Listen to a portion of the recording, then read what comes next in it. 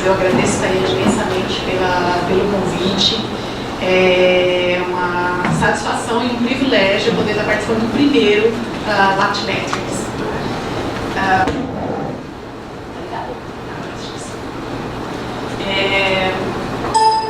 Com base nas apresentações que já foram feitas ontem sobre ciência aberta, a gente teve o privilégio de ver apresentações muito boas com relação aos conceitos, a apresentação da Ivone Lujano, também do BOJ, isso me economiza um certo tempo de ter que passar ou revisitar esses conceitos novamente.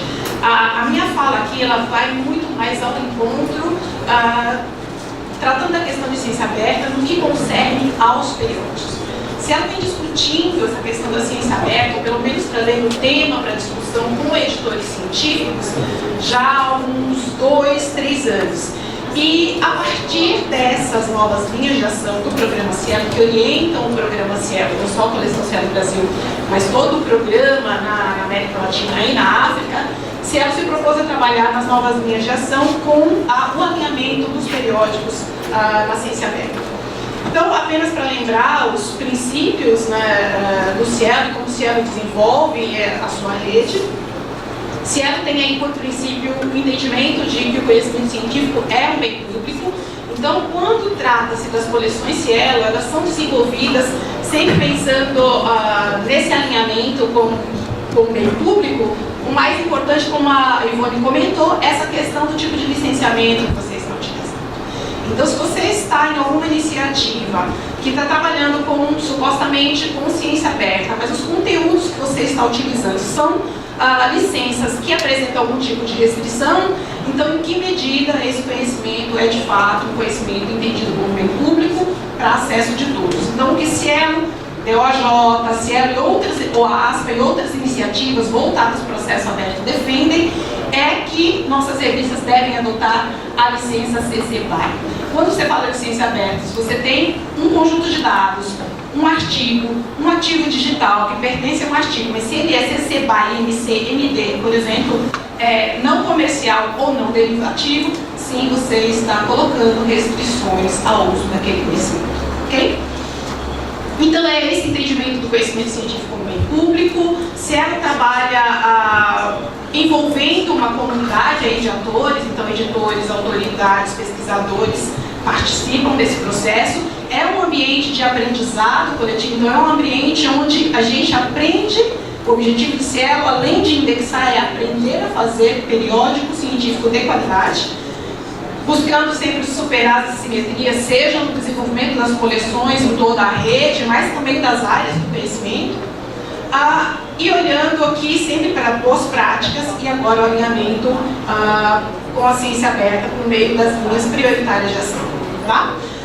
No caso das linhas prioritárias de ação, que foram até 2017, quando o Cielo cumpriu 15 anos em 2013, foram lançadas as linhas de ação que trabalharam com a profissionalização, a internacionalização e a sustentabilidade dos periódicos. Essas linhas continuam sendo desenvolvidas, mas agora a centralidade dessa linha de ação passa pela questão do alinhamento dos periódicos com a ciência aberta.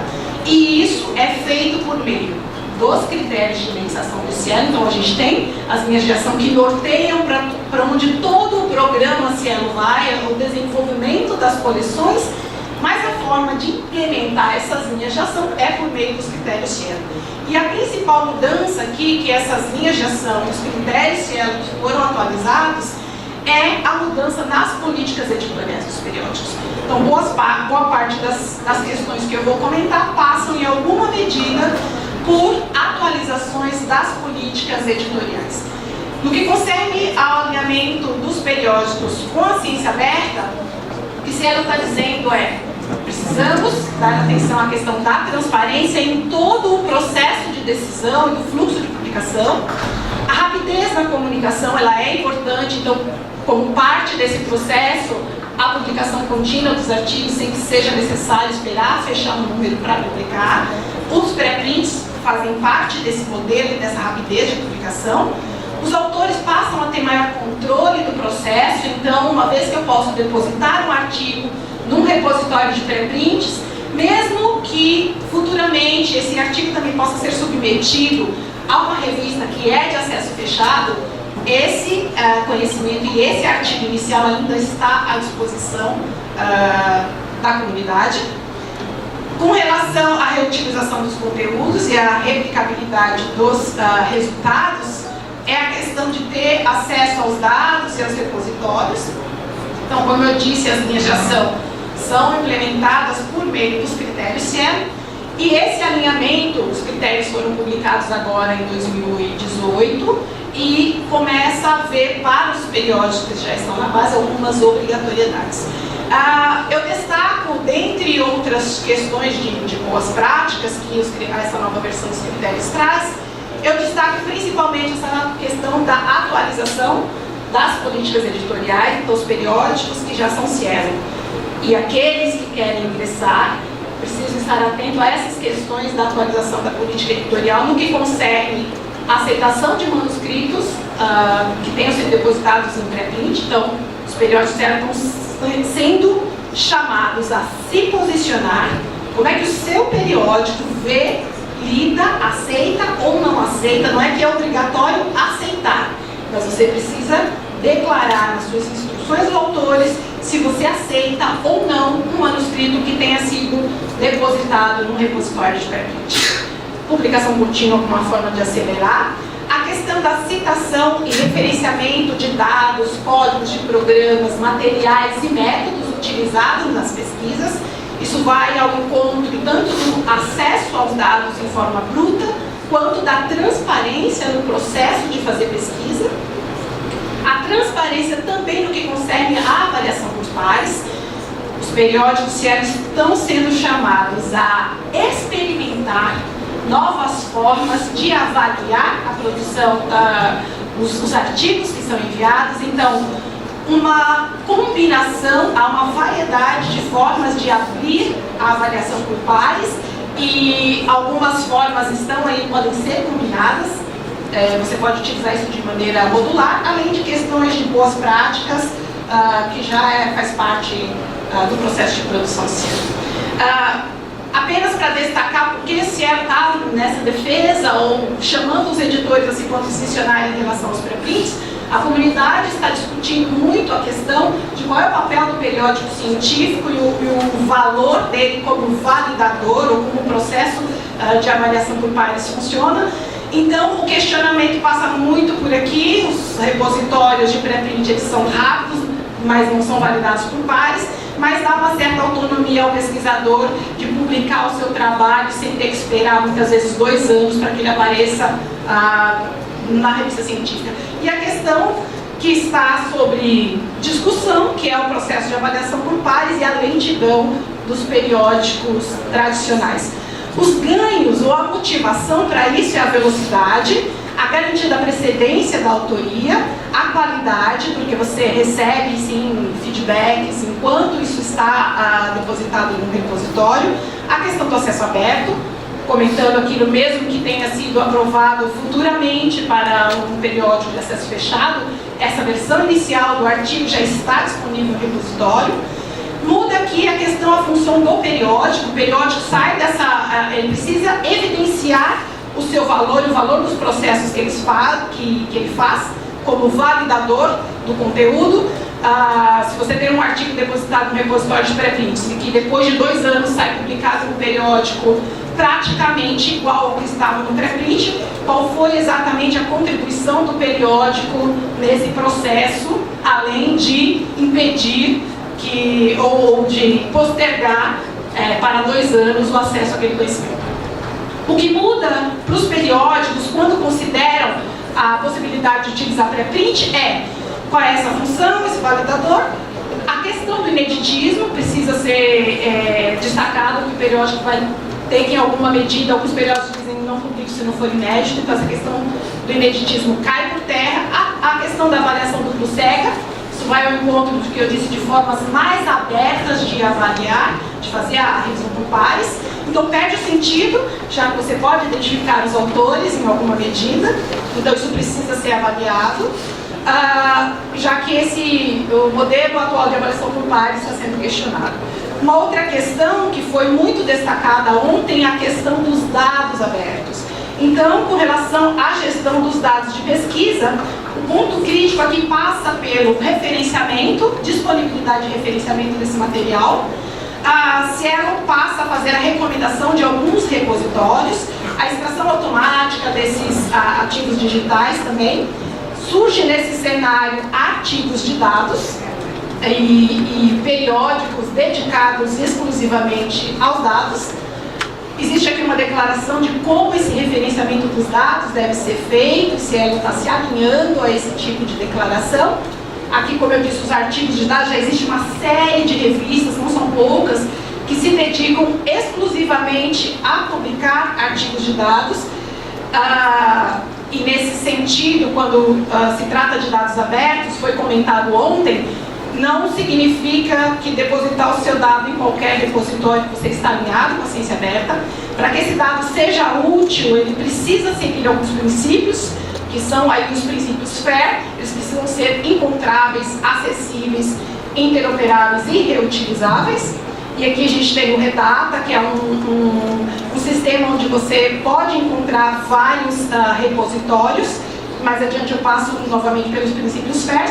E aqui as top guidelines que orientam nesse sentido do referenciamento de dados, da disponibilidade.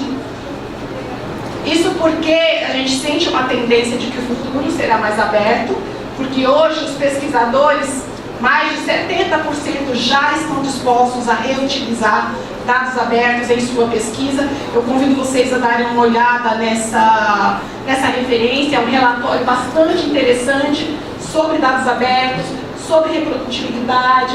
Em algumas áreas, mais de 50% das pesquisas não são reprodutíveis.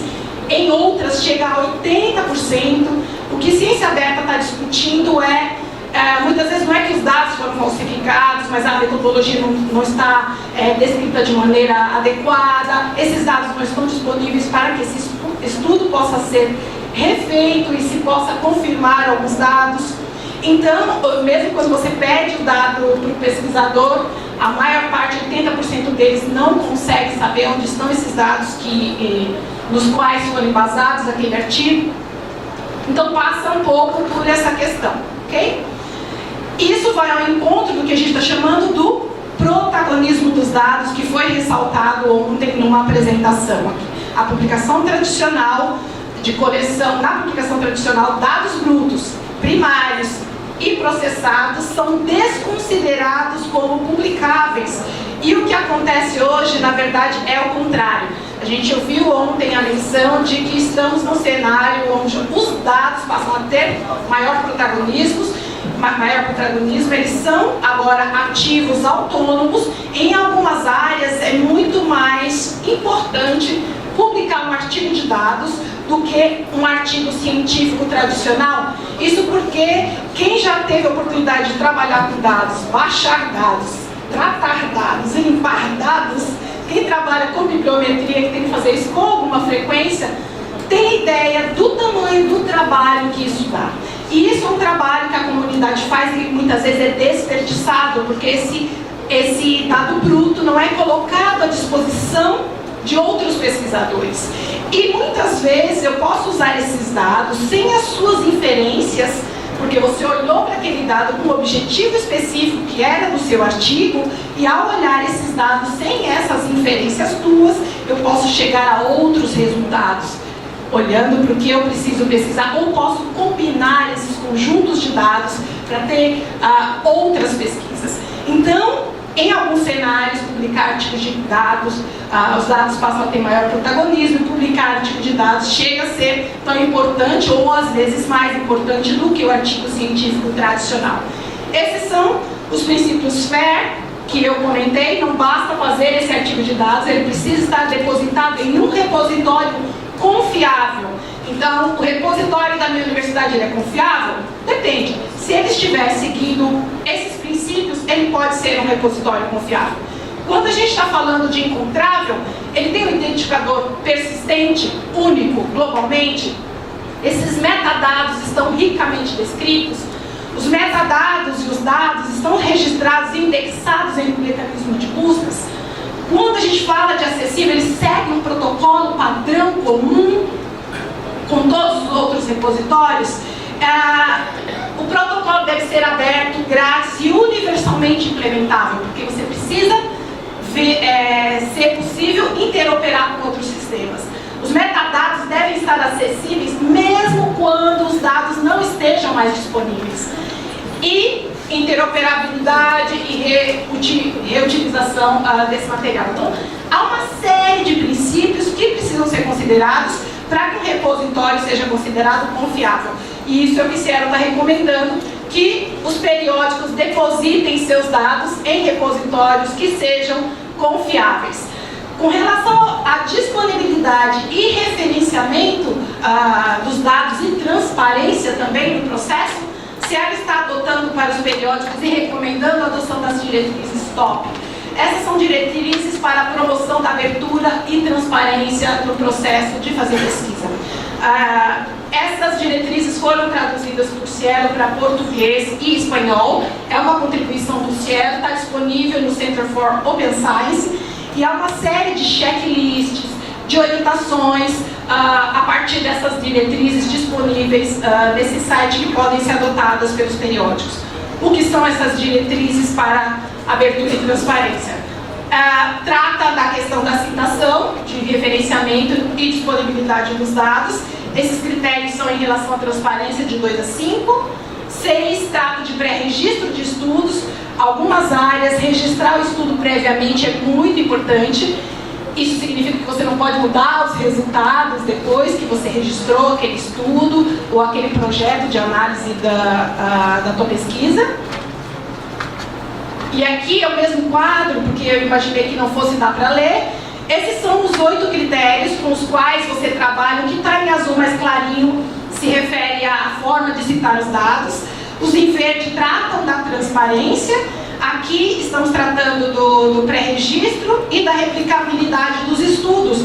E essas diretrizes são legais porque elas têm 3 níveis de rigor crescente de adoção. Então, o periódico pode adotar um nível 0, que seria nada, um nível 1, fazendo menção a algum desses critérios e como o periódico se posiciona, o nível 2, que significa exigir, o periódico vai solicitar que esse critério seja cumprido pelos autores, e o nível 3 impede a publicação, condiciona a publicação a que o critério seja cumprido. E nem sempre aqui é tão rápido quanto eu precisava. Então, o nível 1 é o mais brando, significa apenas que o periódico diz, olha, você precisa citar os dados.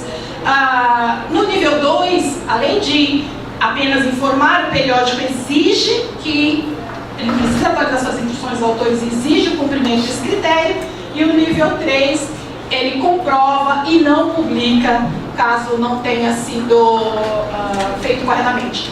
Apenas para mostrar que Cielo está propondo ou fez um guia de citação de dados de pesquisa para auxiliar os pesquisadores, um guia, uma lista de repositórios que seguem esses princípios FAIR, e o guia de como eu implemento, além das top guidelines, como é que eu implemento essas top guidelines. Esses guias estão disponíveis aí nessas URLs.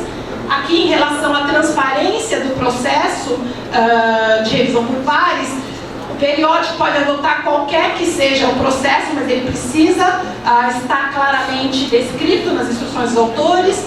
O periódico precisa declarar como se posiciona em relação aos pré-prints, precisa ter publicado o nome do editor responsável pelo artigo, e agora, com a questão dos dados, é importante ter um editor de curadoria de dados. Aqui são os vários tipos de revisões por pares, abertura de revisão por pares, e que você pode combiná-las de distintas maneiras.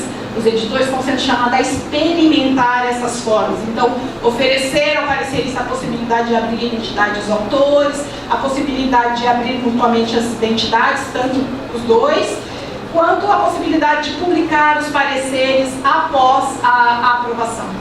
Além disso, obviamente, a questão das boas práticas não está necessariamente ligada à ciência aberta, mas são boas práticas que o Cielo tem recomendado nos seus critérios de avaliação.